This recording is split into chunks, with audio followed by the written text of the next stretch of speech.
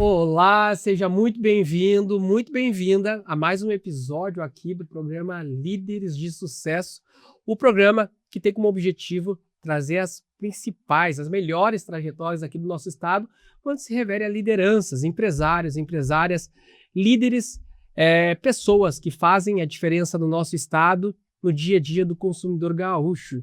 Claro, né? Esse programa é uma realização da Fórmula Digital, agência Multicomunicação Criativa. Aqui são os nossos laboratórios onde a gente faz nossos criativos, nossos vídeos, nosso marketing, né? E também fazemos essas produções, essas gravações aí para subir a régua, ensinar, compartilhar ideias, né? E trazer aqui nos estúdios gente que realmente faz acontecer.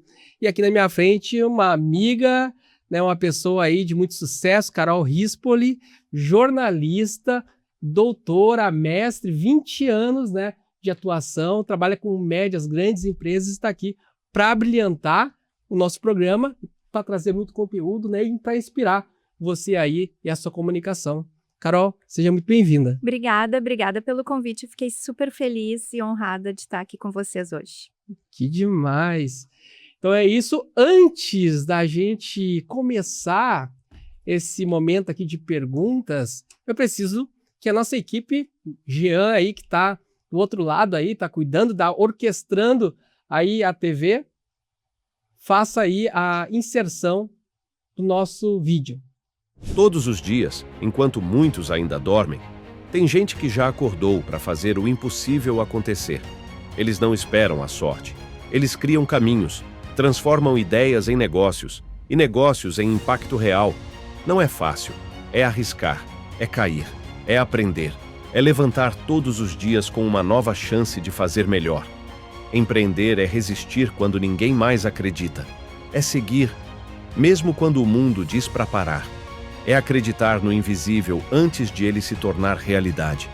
O Líderes de Sucesso nasceu para contar essas histórias, para revelar quem está por trás dos resultados, para valorizar quem transforma o país todos os dias. Aqui, cada conversa é uma ponte, cada episódio um espaço de crescimento, cada encontro uma nova oportunidade de fazer história. Líderes de Sucesso, onde grandes histórias encontram grandes oportunidades. É isso! Bom, esse é o vídeo que a gente lançou aqui, né, para enaltecer, para mostrar aí um pouco, né, do que esse programa entrega, né, conteúdo, alto valor e pessoas incríveis. Carol, mas antes de começar, então, por esse momento das perguntas, das tendências, da experiência, a nossa produção e eu também estamos curiosos para saber como tudo começou. Onde é que veio essa chama do jornalismo? Se foi na infância, na adolescência? Vou te contar. Na verdade, eu queria ser arquiteta. Uau! Eu adorava desenhar as casas por dentro. Sempre gostei, assim, de senso estético. Mas em um determinado momento, eu comecei a refletir, porque eu não gostava de algumas disciplinas, que nem matemática, e física também não curtia muito, e aí eu estava de bobeira em casa, eu já tinha 17 anos, faltava um mês mais ou menos para me inscrever para o vestibular, e aí eu comecei a refletir, e aí tinha uma revista Caminhos da Terra, que nem existe hoje, não existe mais. E aí era uma matéria sobre Morro de São Paulo. Detalhe, eu não conheço Morro de São Paulo. Até hoje. Uhum. E aí eu tava olhando aquela revista, a matéria, e aí pensando, o que eu quero tá fazendo projeto de arquitetura? Eu quero estar conversando com as pessoas, eu quero estar circulando, eu quero estar conhecendo lugares. E aí eu dei essa guinada total e fui para comunicação. E eu vou te dizer que até hoje eu nunca me arrependi. É uma escolha que, para mim, ela é muito interessante porque ela acaba contemplando outras áreas. E aí, de alguma forma, eu consigo trabalhar com arquitetura hoje porque eu faço projetos para escritórios de arquitetura na área da comunicação. Uau. Então, tem essas paixões que aí tu consegue atrelar. A comunicação é a administração das humanas, na verdade. Porque ela tem essa multiplicidade de possibilidades, né, de atuação. E aí o jornalismo, porque eu gosto muito de redação, acho que me comunico bem, acabou sendo, assim, a melhor alternativa para mim. E aí, dentro disso, depois, quando eu comecei, né, no jornalismo, passei na PUC, lá, faceira da vida, eu vi que o mundo empresarial era o meu mundo. O mundo da assessoria de imprensa, porque era uma coisa que estava começando, né? Recém tinha uma disciplina sobre isso na época que eu fiz, né? Eu estava me dando conta. Ano que vem faz 30 anos que eu entrei na faculdade. Detalhe, gente. E aí vai fazer 25 anos que eu saí. Eu fiz em 4 anos e meio a faculdade. E aí a assessoria de imprensa, a comunicação corporativa era uma coisa muito nova. Tinha muita demanda, muito estágio. E aí eu também entendi, ó, sabe de uma coisa? Eu acho que o mundo empresarial é muito legal. Eu gosto desse sentimento de pertencer que existe no mundo empresarial. E aí eu acabei indo muito para essa linha. Perfeito. E como foi a tua experiência já nos primeiros empregos no jornalismo?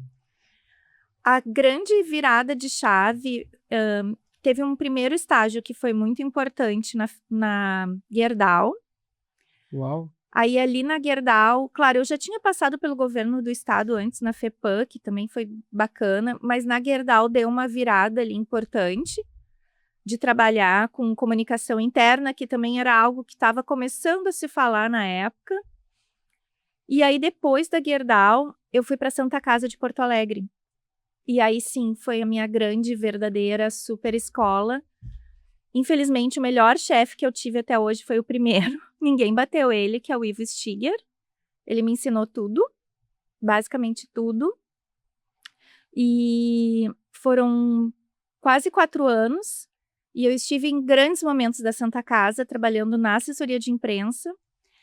E trabalhar com o SUS é um aprendizado, porque é tu lidar com fechamento de emergência, problema na maternidade, mas também é lidar com novos procedimentos, novas tecnologias e com o mundo do social, que sempre me encantou muito, né? Eu sempre gostei muito de ter uma atuação com esse olhar.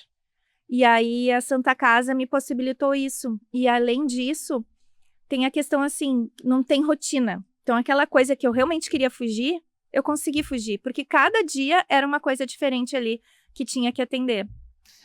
O que tu lembra, assim, dos principais desafios que tu teve quando tu entrou em Santa Casa, por exemplo? Porque... Eu acho que foi um pouco do choque de realidade, porque imagina, na Gerdau a gente tinha verba para tudo. Não faltava orçamento. E na Santa Casa era muito interessante que a gente tinha que ter muita noção de que qualquer coisa que a gente estivesse fazendo, aquilo representava uma fração de uma consulta que o SUS pagava para a Santa Casa. Então, a gente tinha que dar muito valor para todos os movimentos que a gente fazia. Por exemplo, eu queria organizar uma coletiva de imprensa. Então, eu tinha que pensar muito bem que aquele cafezinho que eu estava providenciando equivalia a não sei quantas consultas do SUS. Uau. Mas eu acho que é muito legal isso, porque te dá um senso de realidade e de empatia e de tu realmente se colocar no lugar, né, dos diferentes públicos que tu te relaciona. Então, esse é um viés. Um outro viés é realmente da técnica, né, de falar sobre saúde. E aí falar sobre marketing de saúde, que também tem muito a ver com a minha trajetória. No marketing de saúde, tu não pode prometer algo, né, que daqui um pouco tu não pode cumprir. Por exemplo, fiz uma cirurgia e errei a perna que eu tinha que fazer a operação, né, erro médico.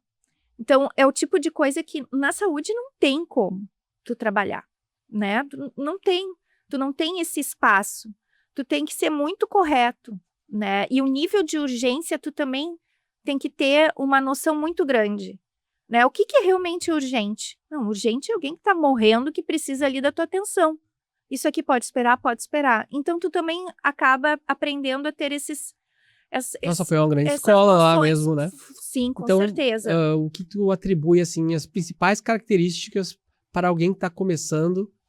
Ou quais as principais características que tu teve que fez tu ter essa ascensão, esse grande aprendizado lá? Porque trabalhar no Santa Casa, no hospital, não é para todo mundo, né? Não, realmente não é para todo mundo. E eu fazia desde foto de cirurgia, minha primeira cobertura foi um transplante. Uau. Intervivos, com o Dr. José Camargo fazendo a cirurgia, e eu bem sem noção, nem sabia como é que eu ia reagir. né? Eu fiz a cobertura jornalística, então eu fiz todo o registro fotográfico. E aí eu fazia desde isso até a intranet, que estava começando, até os releases, e depois as matérias para a revista Santa Casa Notícias, que chegou a ter 30 mil exemplares. Uma circulação bem expressiva. Eu vejo que no começo é importante a gente ser como uma esponja. E ter muito uma noção de humildade, que para mim a humildade é algo que tem que estar sempre com a gente, né? De tu entender que aquela pessoa que está ali te ensinando é uma grande oportunidade. Tu tá ali, tu não sabe mais que ela. Tu tem que estar ali para aprender e observar. Tem uma noção da vida, né?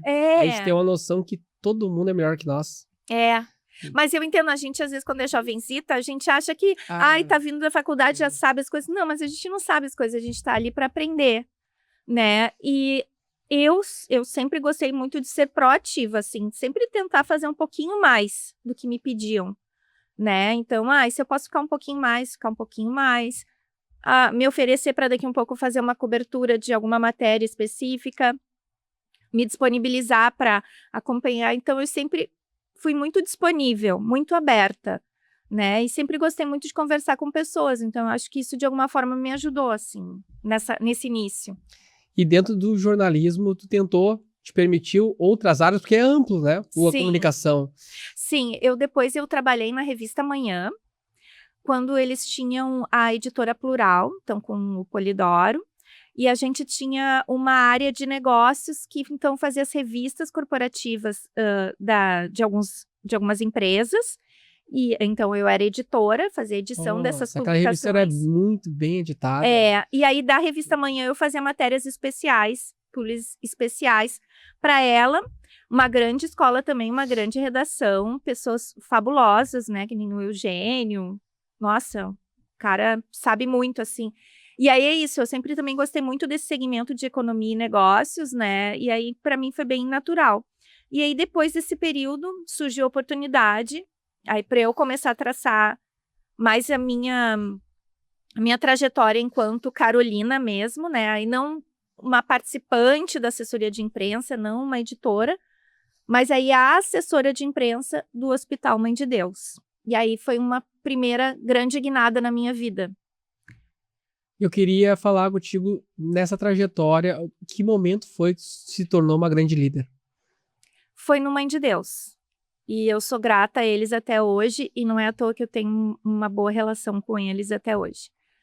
No Mãe de Deus, eu comecei como assessora de imprensa, e foi muito engraçado, porque durante toda a seleção, a pessoa que me selecionou dizia: tu tem que entender que tem fulano, beltrano, ciclano. Eles são melhores. E eu era muito jovem, parecia mais jovem ainda na época. Mas sabe quando tu confia muito no teu potencial e tu sabe muito bem daquilo que tu tá ali te propondo? Eu tava muito segura. Assim, eu tava segura. E aí ela dizia isso, né? Mas era engraçado porque eu seguia no processo. Fazia uma entrevista, aí fiz uma entrevista com o meu futuro chefe. E eu não fui bem na entrevista, eu fiquei chateada, assim, #chateada. Mas, enfim, vi que continuaram me chamando. Aí me chamaram, fui indo, até, e isso durou meses. Todo o processo começou perto do Natal, e eu fui começar a trabalhar dia 8 de março de 2004. Uau! E eu nunca me esqueço a felicidade que eu fiquei quando eu consegui a vaga. Eu fiquei muito feliz, assim, muito feliz. Por tudo isso, sabe? Por ter ouvido. Não, que tem muito jovem, não sei o que. Deu 1 ano, aí a direção do Hospital Mãe de Deus me convidou para ser gerente de comunicação e de marketing. Uau. E aí foi um grande salto para mim. E eu sou até hoje muito grata porque eles apostaram em mim. E aí eu tive duas grandes lideranças naquele momento, 2 estilos. E aí eu acho que também uma coisa importante é tu justamente observar esses estilos, ver daqui um pouco com qual que tu te adapta melhor, e às vezes qual que daqui um pouco tu pode se desenvolver. E aí também nessa ocasião foi quando eu me tornei líder. E aí eu comecei a ter uma equipe. que era uma coisa totalmente nova para mim. Eu tive, num determinado momento, uma liderança, que é o Dr. Cláudio. Ele me dava muita autonomia. Isso, no fim, depois na minha trajetória, acabou até sendo um problema, porque eu sou daquelas que faz as coisas. Eu não tô acostumada a me sentir mais obstruída. E aí ele me deu autonomia e aí eu desenvolvi as coisas. É aquela coisa, melhor fazer errado que não ter feito. E aí a gente fez grandes coisas durante esse período. Foi o momento que o Mãe de Deus foi mais premiado na história. Uau. Ele foi top de marketing, top of mind por 3 anos seguidos. A gente fez as coberturas, cuidou de toda a saúde, Planeta Atlântida, Expo Inter, eventos especiais que tinha concertos, Best Jump. Então a gente fez assim várias coisas e trabalhou muito a partir de uma comunicação corporativa baseada em aproximação com comunidade, né? Então olhando assim, assessoria de imprensa trabalhando muito. Então no começo assim, a gente fazia, sei lá, 400 inserções ano, tô chutando aqui um número. Quando eu saí era mais de 1.000, porque a gente potencializou muito a comunicação. Depois de um determinado momento, é legal porque a comunicação, a mídia te procura também, e aí isso vai te retroalimentando, né? Sim. E sempre o meu objetivo foi o quê? Buscar outras editorias que não fosse só a de geral, que é mais reconhecida para a saúde, né? Mas eu daqui um pouco eu estar num caderno falando sobre, um caderno de empregos na época, por exemplo, que tinha, falando sobre justamente liderança e desenvolvimento de equipes, né? Falar de a gente se tornar referência em outros temas e não ficar só naquele que daqui um pouco as pessoas esperam que a gente esteja.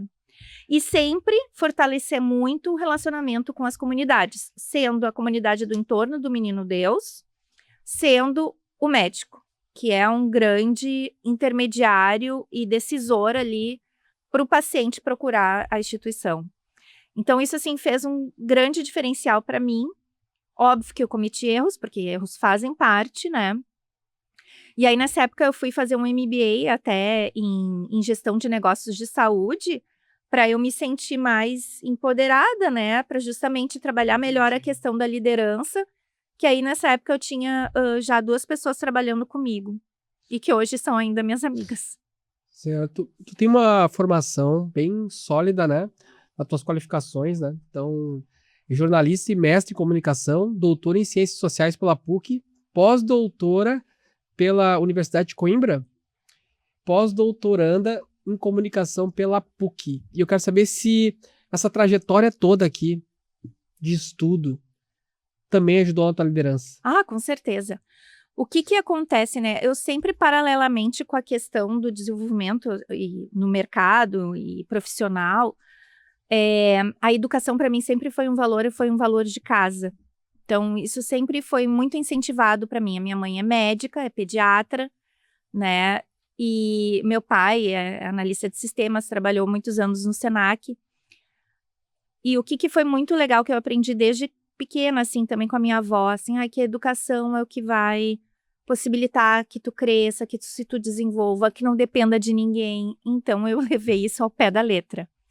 E tu sabe que quando eu era criança, né, as crianças tinham aqueles questionários e perguntavam, o que tu gosta de estudar? Não, odeio.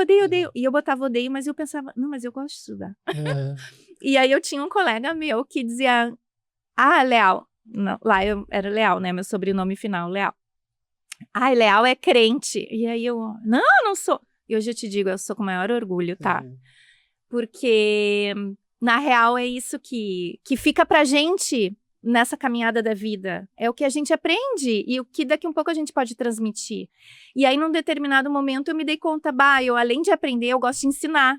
Porque é uma troca, né? Isso vai oxigenando a gente. Então, eu fiz primeiro mestrado, muito incentivado pelo Ivo, aquele meu melhor best chefe da vida. Ele foi lá e me apoiou e disse, por que tu não vai fazer o mestrado? Eu, Ivo, mas eu não vou conseguir, não sei o quê. Vai lá. Aí eu consegui bolsa, fiz o mestrado. Aí depois do mestrado eu dei um tempo, eu fiz o MBA, né, ali no Mãe de Deus. Aí depois eu comecei a pensar sobre o doutorado.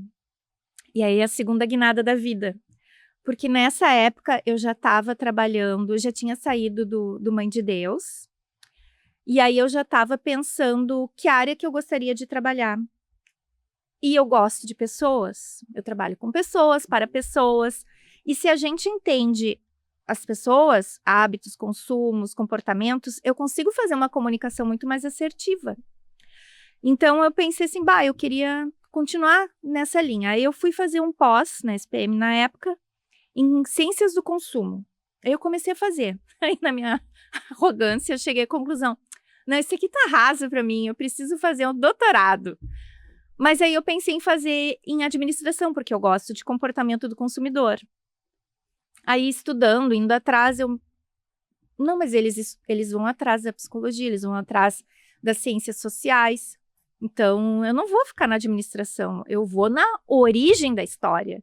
E aí eu resolvi, então, fazer o doutorado em ciências sociais.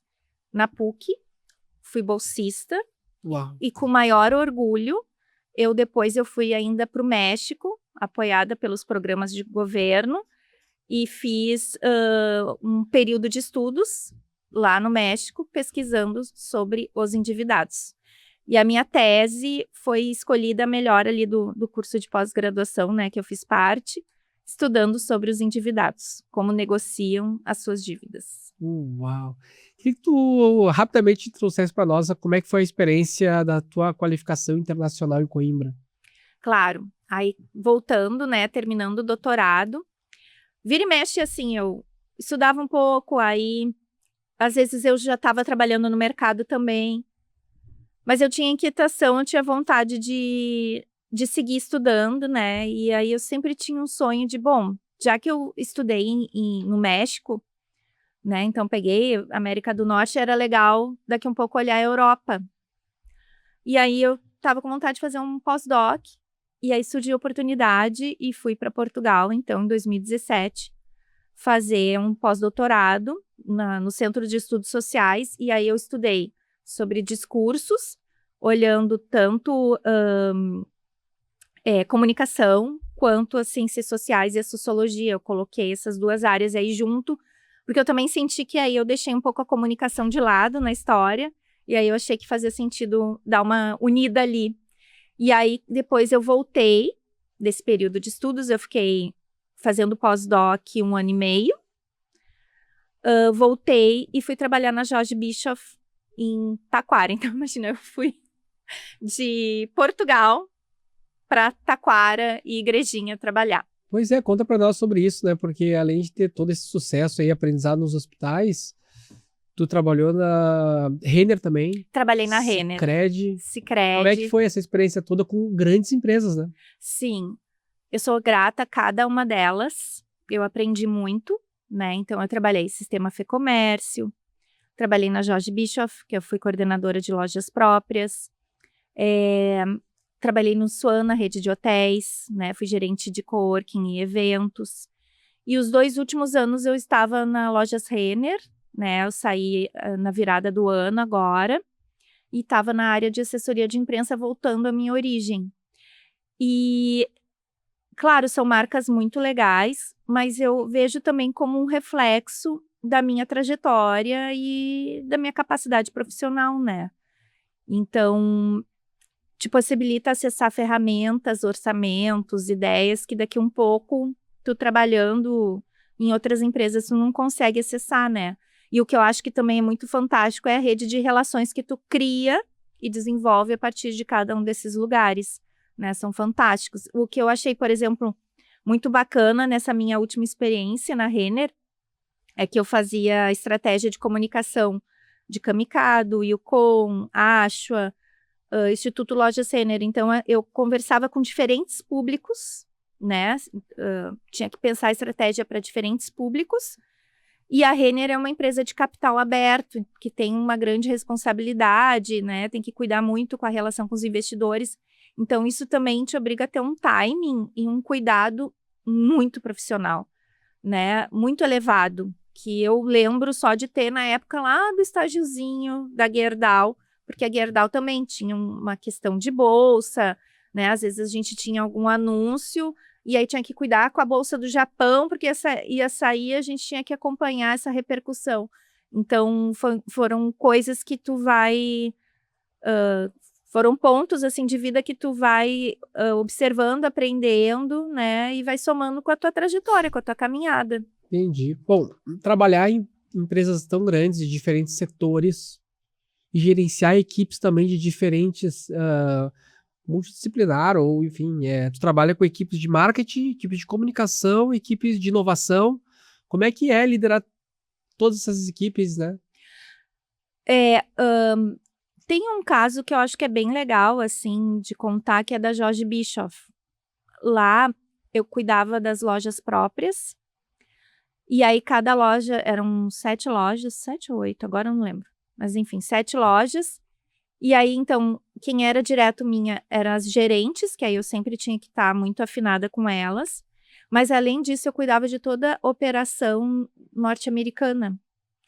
E era muito interessante porque na norte-americana eu nunca conhecia gerente pessoalmente, era tudo remoto, numa época que a gente não falava sobre isso. E eu fazia entrevista, inclusive, de novas pessoas que estavam entrando na equipe.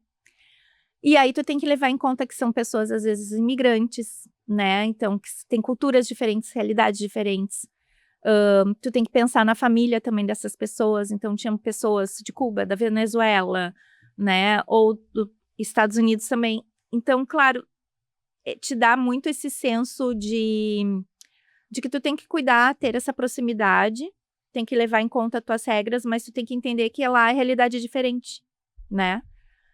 E isso é um grande aprendizado, é uma grande riqueza para a vida.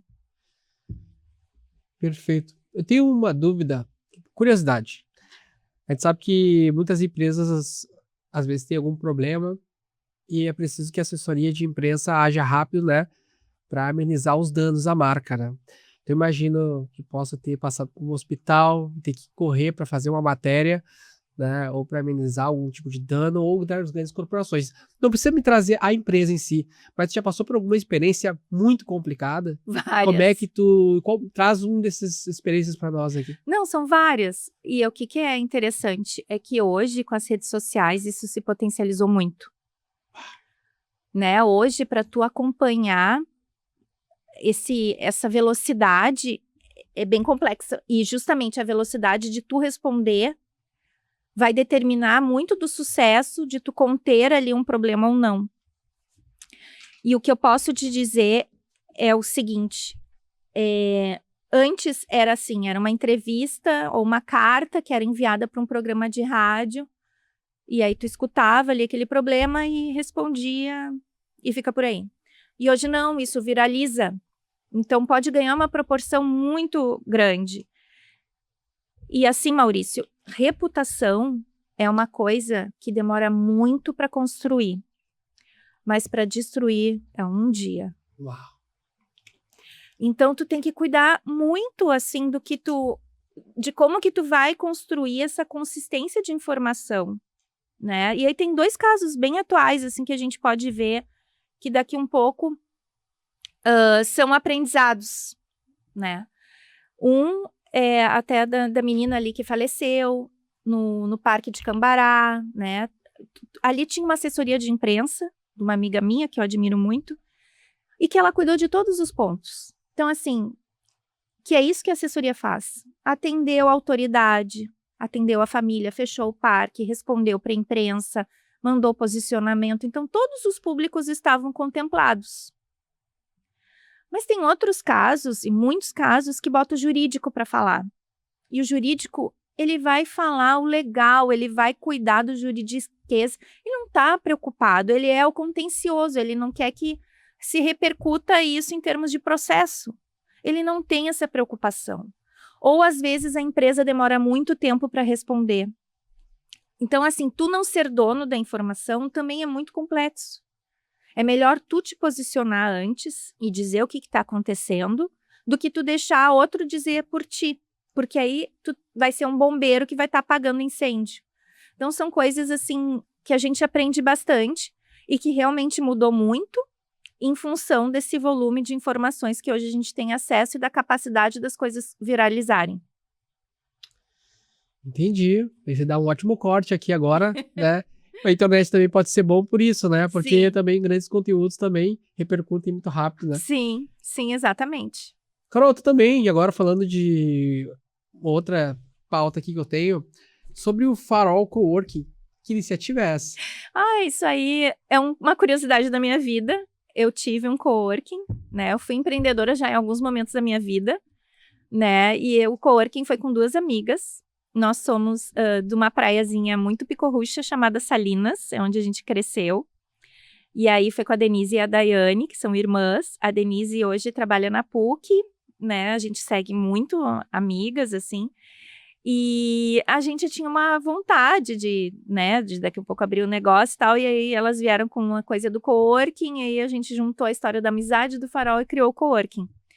E aí eu fiquei no negócio acho que 1 ano e pouco, e aí depois eu saí, porque eu fui justamente fazer o pós-doc em Portugal, e aí elas tocaram mais um pouco. Mas foi muito bom essa experiência, porque depois eu fui gerente de coworking e eventos do Swan. Então, é um lugar que eu admiro, porque o coworking, ele é um centro de inovação, né? Se tu cuidar, ele vai ser esse polo de atrações de negócios, de networking, né? Então, ele é um ambiente muito rico. Pois é um ambiente rico, mas é onde não tem bem uma hierarquia dentro do coworking, né? São muitos tipos de perfis de pessoas trabalhando, são Sim. autônomos, são empresários e tal, então... Tu até E pode o conduzir. coworking até combina contigo, porque tu gosta de pessoas, né? Tu gosta desse movimento, né? Eu gosto. Não, e foi super legal ter essa experiência e depois voltar para esse universo. Eu conheci pessoas fantásticas e até algumas estão próximas de mim até hoje. E porque isso te possibilita circular em muitos lugares, né? Porque o coworking, eu gosto muito do Simon Sinek, o autor do Círculo de Ouro, né? Do Comece pelo Porquê. O coworking, na verdade, não é a mesa e a cadeira, ou a promoção, ou a sala de reunião, porque daqui um pouco, a mesa e a cadeira tu tem num café, né? O coworking, ele é o lugar que vai te possibilitar aprender, trocar, conhecer, né? Fazer negócio. Então, se tu consegue posicionar o teu negócio assim, aí as pessoas veem sentido e isso aqui vai me gerar valor. E aí vai investir.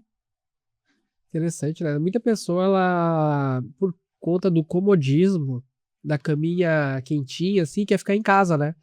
Quer fazer home office, né? Quer trabalhar em casa, né? Às vezes as coisas não dão certo, sabe por quê? Às vezes tudo é ambiente, Sim. né? Às vezes tu tá ali conversando com pessoas, né? Trocando ideia e aí formando vínculos ali, é o que vai te levar para uma próxima etapa, né? Sim, as redes de relações são bem importantes, né? Tu estar em grupos de networking é bem importante. Se tu acha que faz sentido a questão do empreendimento, do empreender, né? De fazer esses contatos, porque em algum momento isso vai fazer diferença ali para ti. Eu percebi que o cowork deu uma super baixa na época da pandemia, né?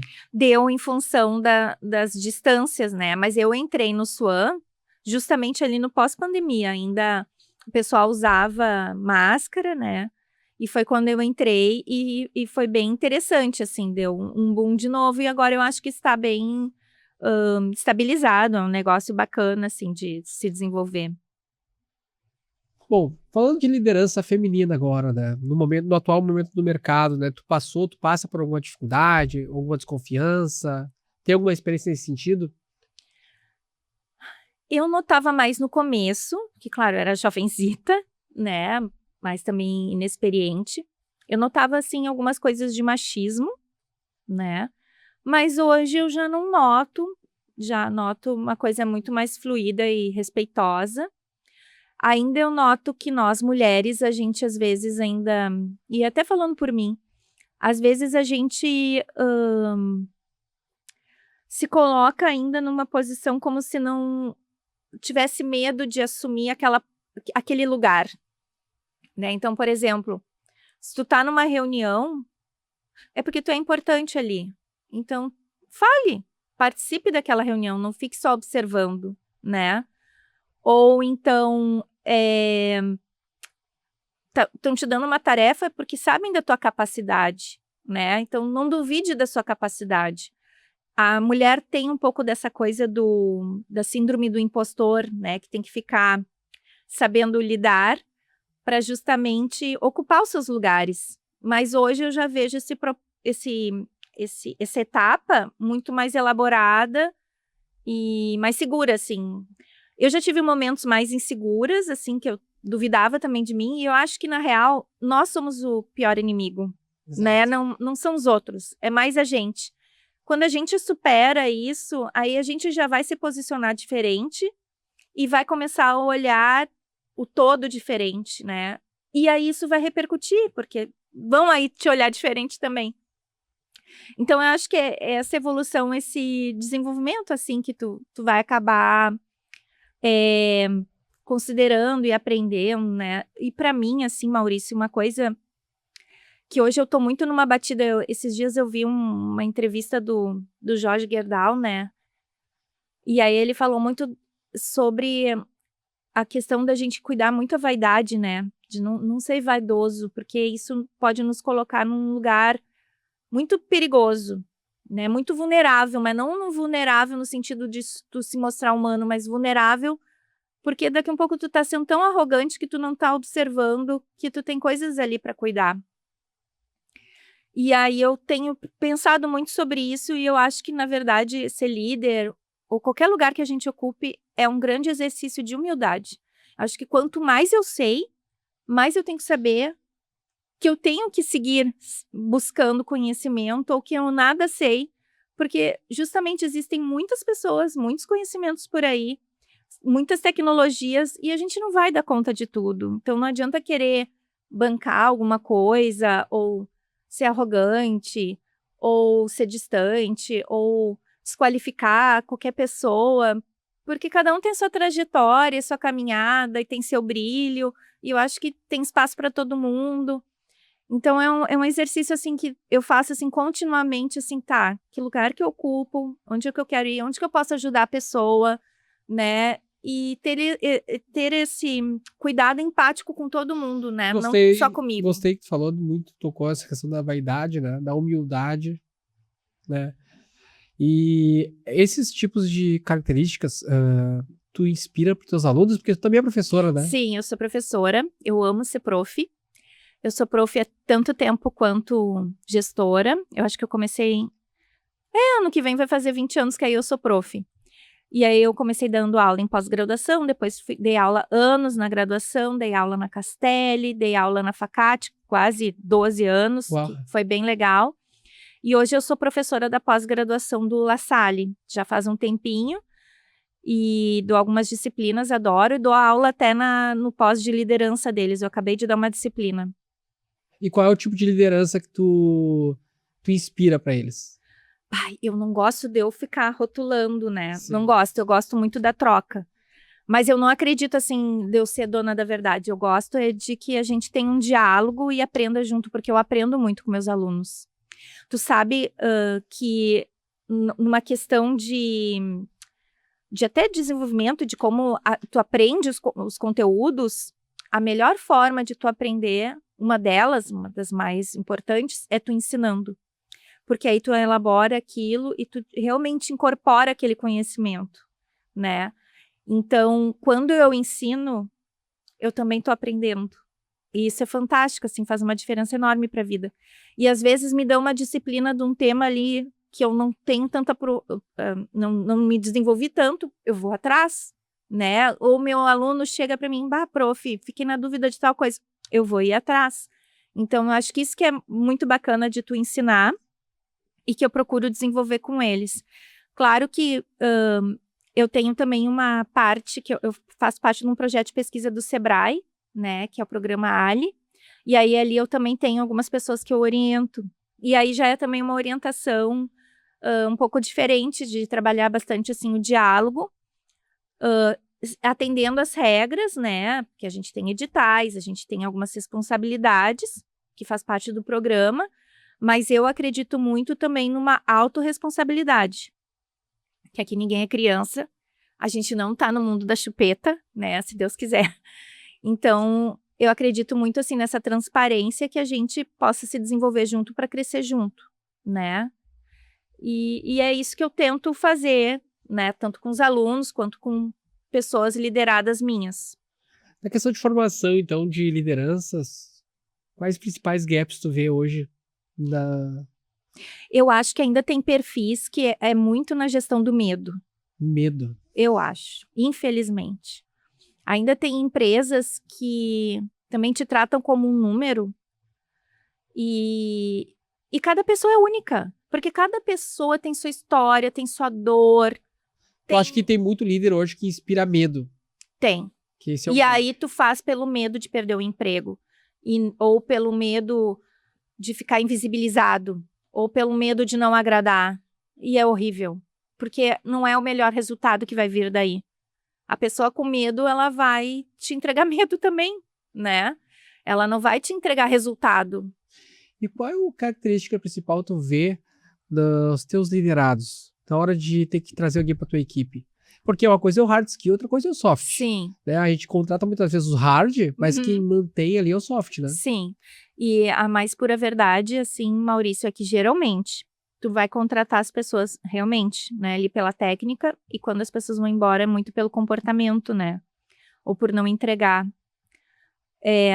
Que nem eu te disse, a gente tem uma criação, uma coisa, nossa história, nosso jeito, nossos valores de olhar.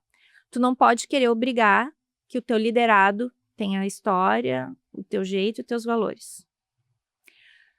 Tu tem que justamente ir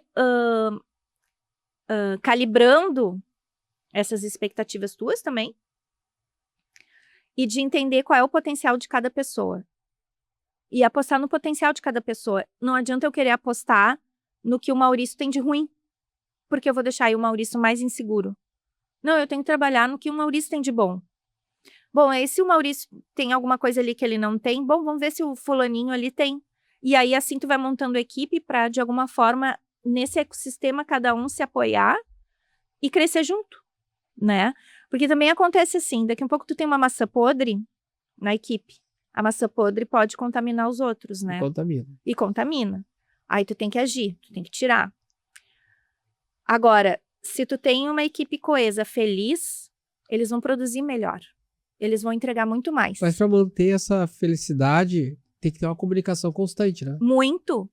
E é a base do endomarketing. Já fala Ana Lisa de Medeiros Brum. Ela diz uma coisa assim que é fantástica, que o que eu não sei dentro da empresa, né, o que eu fico sabendo de fora, eu não me comprometo.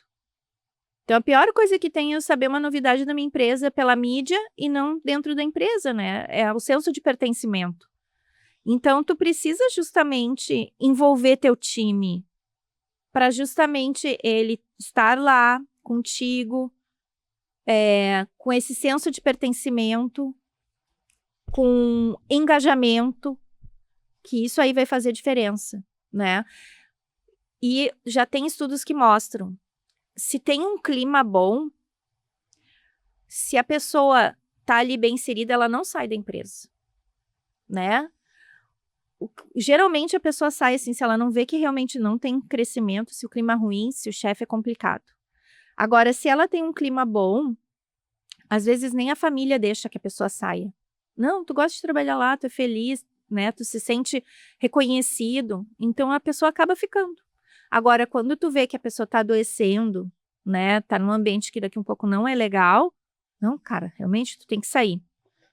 Carol, com tanta bagagem que tu tem, assim, seja das empresas que tu passou, pelo mercado, pelas academias mesmo, né? Como é que tu vê essa questão das tendências, né, sobre liderança para os próximos anos?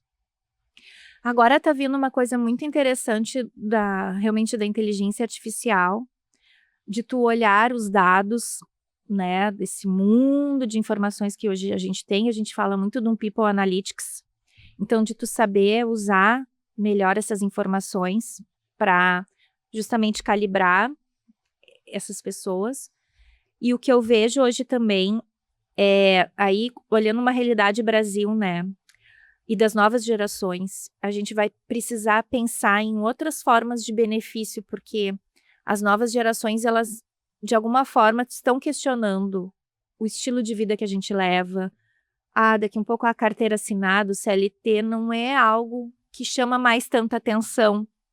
Então, a gente vai ter que pensar modelos que as pessoas realmente se conectam por propósito e se sintam recompensadas por esse propósito, e não necessariamente por um salário, por tu bater ponto, por tu trabalhar X horas por dia. Então, eu acho que é um grande passo que a gente vai ter que dar, em termos até legais, né, de legislação, de realmente conseguir absorver, né, um novo pensar sobre trabalho. Perfeito. Bom, falando de pessoas, tirando família, claro, pai e mãe, né? Mas eu queria saber de profissionais que fizeram tu te tornar quem tu te tornou hoje. Tu falou do Ivo, né? Falei do Ivo. Fala mais, então. Por que que ele teve ele é tão especial aí na tua formação? Ai, porque ele me ensinou tudo e ele era, assim, muito querido. Ele era um paizão. E a gente ficou muito amigo, ele ficou muito próximo, assim, de mim. E ele me ensinou muita coisa e ele também tinha uma grande bagagem, né? Então, nossa, é até difícil, assim, de dizer, sabe? Porque realmente foi uma história muito legal ali que a gente conseguiu construir no começo da minha carreira. Então, eu tenho muitas saudades, assim, a gente fazia revistas e aí ficava horas. Aí ele trabalhava final de semana e eu trabalhava feliz, assim, era uma coisa muito louca, sabe? Mas eu adorava. E porque ele me apoiou muito na história do estudar também, né? Então, ele me apoiou para eu fazer um mestrado. Foi um verdadeiro líder. Ele foi um verdadeiro líder, ele apostou no meu potencial. Tá. Faltou uma pergunta aqui, algumas perguntas, né? E ainda tem tempo. Que conselho tu daria para quem quer se tornar de verdade um líder eficiente com esses valores, né? Que realmente faça a diferença na vida das pessoas, né? Ó, eu não me acho, Maurício, a melhor pessoa, assim, porque é isso, eu gosto do senso de humildade, né? E eu não gosto muito de receita de bolo, nem gosto de ficar dizendo para as pessoas o que elas têm que fazer, sabe? Não gosto. Me incomoda muito. Aí é o meu lado antropóloga do doutorado, sabe, que vem. Mas eu acho que é um pouco dessa combinação de tu ter humildade, de tu aprender. Qual é o maior líder que tu acha que já existiu na história mundial? Nossa. Que a gente... Eu não sei te dizer. Assim, agora não me ocorre uma pessoa alguma personalidade, alguma influência. Que eu admiro. Tem a Sheryl, que é a vice... Agora eu não tô lembrando sobre o sobrenome dela. Que é a vice da Meta lá, do Facebook, que ela é feminina, né? Eu acho que ela traz coisas muito legais. Jesus Cristo. Comunicação. Silvio Santos, para mim, é uma referência em comunicação, por exemplo, como, né, tudo que ele fez. Mas é interessante, eu não tenho, assim... Um líder tem que ser um grande comunicador também. Tem que ser um comunicador. Interessante. Tem que ser um comunicador. Mas, tu vê, eu não tenho uma pessoa, assim, que... Tem algumas, né? É que aí eu tenho mais inspirações em diversas áreas, assim, eu não tenho, em liderança eu olho para essa pessoa. Não tenho. Bom, agora eu quero falar de uma outra questão que a gente não falou de agora, do mercado agora. A gente tá gravando num podcast, né? Há 20 anos atrás era rádio, televisão, era caro, às vezes tinha que pagar matéria lá, hoje não. Hoje a gente consegue fazer essas produções nas produtoras, ou até em casa, tem gente que faz seu próprio estúdio, seu home studio e transmite através do seu celular, né? Como é pra ti, com os teus negócios, essa mudança toda, né? Essa tecnologia em alta aí, né? Eu adoro. Mas eu acho que é isso, tu tem que saber acompanhar essas transformações, né? E tu tem que saber potencializar elas. Porque não adianta daqui a um pouco ter um podcast e deixar num canal que ninguém vai ver, né? Então tu tem que produzir um podcast, mas onde é que a gente vai circular? Como é que a gente vai potencializar? Vamos fazer corte? Vamos colocar nas redes? Vamos fazer uma collab? Então eu acho que tudo depende da estratégia e do objetivo que tu tem. né? Mas eu vejo com muito bons olhos todas as ferramentas que hoje a gente tem e sei que vai ficar cada vez mais rico isso e tu tem que te atualizar muito. Eu sempre estou fazendo algum curso. Eu não consegui assim, porque eu fiz doutorado, vou ficar parada. Não. Tu sempre tem que estar estudando, fazendo uma atualização, participando de congresso, encontrando os colegas, ouvindo, né, participando de atividades, porque não dá para ficar parado, ainda mais em comunicação e em marketing. Pois é, eu vejo que as organizações de grande porte, elas demoram mais, né, para elas entrarem muitas vezes nessa modernidade. Talvez uma desconfiança, talvez é aquele navio grande que é difícil mexer, né? Mas o podcast hoje ele dá muito certo, né? E a gente tem aqui bem claro para nós que se tiver uma boa intenção, estratégia, clareza, constância, tu consegue ter sucesso com o teu podcast por uma comunicação externa ou por uma comunicação interna, né? Então, quando tu falou de hospital, já gravamos com hospitais onde a gente tinha que colocar os médicos para falar de uma linguagem fácil para a comunidade, né, sobre doenças. E deu super certo, né? E já também fiz podcast para o endomarketing mesmo, para colocar profissionais para contar suas histórias. E aí fomentar, então, o quê? Informação, história, né? Entretenimento internamente ali, né? E aí, como tu falou, né? Essa cultura do pertencimento. Enfim, podcast está super em alta e consegue, então, resolver os problemas da comunicação das organizações, estando sempre estudando, né? Se atualizando na comunicação, porque hoje em dia de plataforma tem Instagram, tem YouTube, Sim. Tem LinkedIn. Sim. E tantas outras plataformas. Exato. Tem tanto a parte do marketing de conteúdo, né, que é onde que tu vai ali te relacionar, né, que aí vai pegar todas essas redes sociais, mas pega desde o blog que tu desenvolve, né, um e-book, tudo isso entra dentro dessa esfera e são outros canais que tu tá ali desenvolvendo e conversando, né. E aí o podcast entra como isso também, né, e aí, claro, depois tem essa parte de assessoria de imprensa, que vai também ajudar muito nessa construção reputacional, que aí tu também tem que estar olhando, ou fazer um evento, né? São outras possibilidades. Mas o que é bacana? Que cada uma delas, tu pode gerar conteúdo, né? Daqui um pouco, fez um evento, vamos cobrir o evento e colocar nas redes. Isso gera um factoide legal, genuíno, autêntico. E aí vai potencializando aquela rede. Tem outra pergunta muito interessante que é sobre assessoria de imprensa, mas a imprensa mudou, ou melhor, o jornal mudou, né, do que era 10, 15 anos atrás para agora, né? Agora a gente tem muito influenciador também, né? Como é para ti antes, tu tinha muito relacionamento com jornalistas, né? Sim, segue sendo importante, embora realmente mudou muito. E hoje tem muitos portais e as redações estão cada vez menores, e aí um jornalista, um repórter tem que fazer 1000 coisas, né? E o cara, coitado, não tem tempo para nada.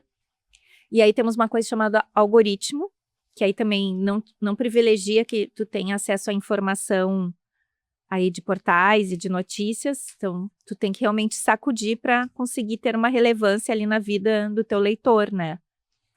Mas é interessante porque, ao mesmo tempo que a gente vê esse processo, a gente vê muito uma questão de qualidade da informação, combate de fake news. Então, ver que aquela informação é original, tem uma produção por trás, um cuidado.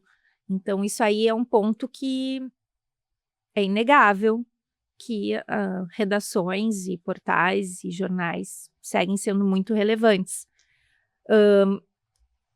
E sim, aí agora a gente lida também com creators, né, com outros formadores de opinião, mas, por exemplo, numa gestão de crise, ainda é fundamental ter uma assessoria de imprensa que também prepara para uma entrevista, para como se posicionar, faz toda essa interface. Media training. Exato, isso aí, media training.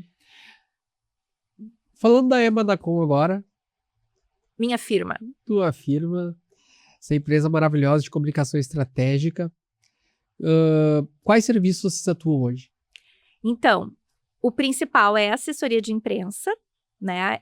A Emanacom, ela vem derivada da Emana, que era a minha empresa, e eu tocava meio no paralelo. Às vezes eu parava um pouco ela, às vezes eu seguia. E ela surgiu em 2013, quando eu voltei do meu período de estudos no México. E aí eu fazia design editorial, produção de conteúdo, cases, organizava alguma coisa de evento, então projetos de marketing, né? Ia tocando, às vezes fazia um pouquinho mais, às vezes um pouquinho menos, né? E aí ela estava parada nesses últimos 2 anos, em função do meu compromisso na Renner. Mas aí no fim do ano eu comecei a pensar muito sobre o que eu queria para mim. Quem era a Carolina? E aí lembra que eu te falei da coisa da autonomia? Eu vi que eu queria conversar com mais gente, que eu queria fazer outros projetos, que eu queria realmente voltar com aquela coisa do empreendedor, mas que ia ser para valer. E aí eu comecei a fazer essa transição, surgiu aí o projeto de pesquisa do Sebrae, e aí eu aproveitei todo esse conhecimento, que eu sou muito grata pela Renner, né, dessa atualização de assessoria de imprensa. Peguei tudo isso e sabe de uma coisa, eu vou reposicionar a Emana. Então eu tornei a Emana em Emanacom, e aí eu trouxe a comunicação estratégica. E aí o nosso objetivo é, especialmente e principalmente, potencializar marcas e negócios por meio da comunicação. E aí, claro, a gente tem a assessoria de imprensa, a gente tem a curadoria de eventos, a gente tem o planejamento de marketing, né, e de comunicação, temos produção de conteúdo, né, e toda a parte de layout também, então a gente faz também ainda design editorial. E hoje estamos com alguns clientes, o principal é o Centro Clínico Mãe de Deus, porque eu te falei, a gente seguiu tendo uma relação, e aí o Centro Clínico é hoje o meu principal cliente, com muito orgulho. Perfeito. Bom, estamos chegando ao final do programa agora. Puxa vida, podia ser 2 horas de programa, né? Porque tem muito papo aqui. Eu podia fazer algumas anotações aqui, pegando nas tuas respostas. Tu fala assim, ó. Tu fala bastante sobre empatia, tu fala sobre gratidão, tu fala humildade, tu tem responsabilidade, atitude, sobretudo gratidão, quando tu passa por cada empresa. Isso me remete muito à questão do novo líder, né? A gente olhar para as pessoas que nos fortalecem com esse olhar, né? De saber que essa pessoa está nos puxando para um lugar melhor, né? Fazendo ele crescer, né? E humildade para aprender. Então eu notei bastante na tua fala esses valores aqui, né? Que são valores também que eu gosto muito, né? De me aproximar, né? Seja de amizades, seja de empresas, né? Porque tudo é relação, né? Bom, e sobre nós aqui, a gente se conheceu através do BNI. Isso. BNI é uma rede mundial, internacional de negócios. Aqui em Porto Alegre, recentemente, se não me engano, 3 anos, né? O grupo de negócios, tem vários grupos em Porto Alegre. Eu estou num grupo, a Carol está em outro grupo, mas mesmo assim a gente conseguiu se reunir e deu uma conexão muito forte aí entre as nossas empresas, né? O BNI está sendo bom para ti? Está sendo maravilhoso. O BNI, para mim, está sendo esse processo de profissionalização da minha empresa. Então, que nem eu te falei, agora vai ser para valer. Então, o BNI eu faço parte faz 2 meses e para mim está fazendo uma diferença enorme, não apenas pelas redes, mas é pelo mindset empreendedor. Esses dias uma colega falou, ela fez a renovação e ela disse, isso aqui para mim é que nem um MBA. Tô aprendendo mais que um MBA. E eu te digo, eu concordo com ela, porque o fato de tu estar nesse mindset, tu vive isso muito intensamente. E aí tu faz as reuniões, aí tu faz os contatos, aí tem o aplicativo, e aí tu começa Tem os pitch, tem as os pitches, palestras. então tudo te treina muito para isso. E tu aprende muito. Cada palestra que a gente vê, que o colega tá apresentando, eu tô aprendendo uma coisa nova, que eu não tinha nem noção. Esses dias o Pitch falou, não, reforma tributária, gente, eu não tinha pensado nisso, sabe? E aí tu começa, assim, a se dar conta de coisas que tu, como empresário, tu tem que te dar conta. E tem sido, assim, muito legal. Fora toda a questão, assim, de tu olhar o ecossistema, pensar no colega, de saber que alguém vai pensar em ti, e que tu vai E gerar essa cultura negócio. Givers Gain, né? É muito legal. Givers Eu sou Gain é a muito fã. cultura de você dar para receber, né? Então, assim, o BNI, ele é diferente das outras organizações que nos estimulam a ser pessoas interesseiras, seja pelo tempo, enfim, seja pela grana, né? Lá não. Lá nessa organização que a gente frequenta, é uma cultura, é uma disciplina que a gente tem que se interessar pelo colega do lado. Né? E quando a gente entra num grupo desse, a gente acaba tendo ali 40, 50, 70 parceiros, né? Pessoas que toda semana vão estar te ouvindo falar o que tu precisa, qual a dor que tu está resolvendo no mercado. E é isso que faz você subir a régua, né? É aquela historinha, né? Cava um poço antes de você ter sede, né? Faça network antes de você precisar deles, né? E olha, para mim foi satisfatório, né, conheci grandes pessoas como a Carol lá no BNI, eu tô crescendo lá também. Carol, para as pessoas que querem saber mais de ti, da Emanacom, da tua história, pode falar para essa câmera aqui. Tá, então pode me procurar lá, Carol Rispoli, no Instagram, e o emanacom.você no Instagram também, ou emanacom.com.br, que é o meu site. E é isso, chegamos ao final do programa Líderes de Sucesso, o programa que tem como objetivo trazer as melhores trajetórias, né, aqui no nosso estado, de vários segmentos, né, e hoje trouxemos aqui a Carol Rispoli, com mais de 20 anos de atividade em comunicação, marketing, inovação, né, vocês viram todas as qualificações dela, ela que veio e falou bastante sobre liderança também, sobre como ela enxerga esse mercado de comunicação, de como era no passado, de como está agora, né? Enfim, foi muito prazeroso. E esperamos que você curta, comente, compartilhe, engaje esse vídeo, porque é através dessa sua reação que vai fazer com que a gente mantenha esse programa no ar e traga cada vez mais personalidades, autoridades que fazem aqui a diferença, que vai elevar o nível do seu conhecimento, que vai fazer você performar, se inspirar. E por hoje é isso. Um grande abraço e até o próximo programa. Todos os dias, enquanto muitos ainda dormem, tem gente que já acordou para fazer o impossível acontecer. Eles não esperam a sorte. Eles criam caminhos, transformam ideias em negócios e negócios em impacto real. Não é fácil. É arriscar, é cair, é aprender, é levantar todos os dias com uma nova chance de fazer melhor. Empreender é resistir quando ninguém mais acredita. É seguir, mesmo quando o mundo diz para parar. É acreditar no invisível antes de ele se tornar realidade. O Líderes de Sucesso nasceu para contar essas histórias, para revelar quem está por trás dos resultados, para valorizar quem transforma o país todos os dias. Aqui, cada conversa é uma ponte, cada episódio um espaço de crescimento. Cada encontro, uma nova oportunidade de fazer história. Líderes de Sucesso, onde grandes histórias encontram grandes oportunidades.